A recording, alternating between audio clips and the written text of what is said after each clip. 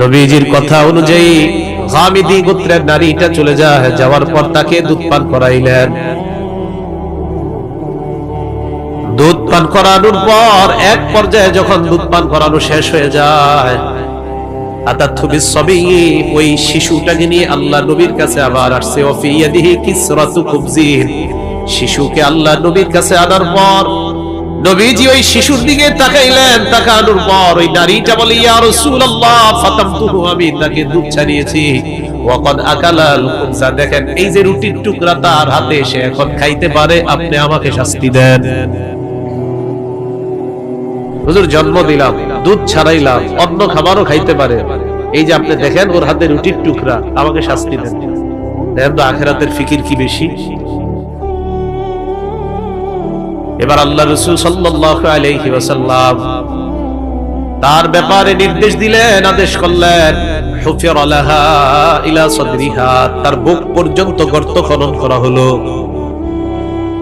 সুম্মা আমারান নাস, মানুষকে আল্লাহ নবী আদেশ করলেন, ওয়া আমারান নাস ফারাজামুহা, জনগণকে বললেন তাকে যেন পাথর মারে। জনগণ তাকে পাথর মারা শুরু করছে। এটা ঘটনা ঘটছে পাথর মারার সময়। ফায়ুকবিলু খালিদ ইবনুল ওয়ালিদ রাদিয়াল্লাহু তাআলা আন বিহাজার, নবীজির সাহাবী খালিদ ইবনুল ওয়ালিদ একটা পাথর নিয়ে আসছে। আসার পর রামা রাসাহা, তার মাথা বরাবর পাথরটা মারছে, মাথায় মারছে। ওই মহিলা মাথার মধ্যে পাথরটা লাগার পর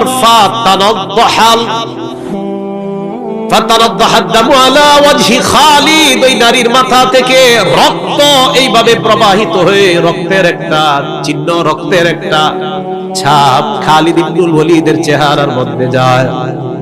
মাথা থেকে রক্ত এইভাবে উড়ে এসে খালিদ ইবনে ওয়ালিদের চেহারা লাগছে।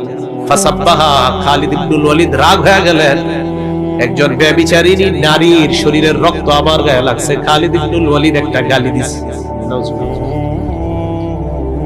ফাসমিআহু নবী সাল্লাল্লাহু আলাইহি ওয়াসাল্লাম, সামিআন নবী সাল্লাল্লাহু আলাইহি ওয়াসাল্লাম সাব্বাহু ইয়াহা,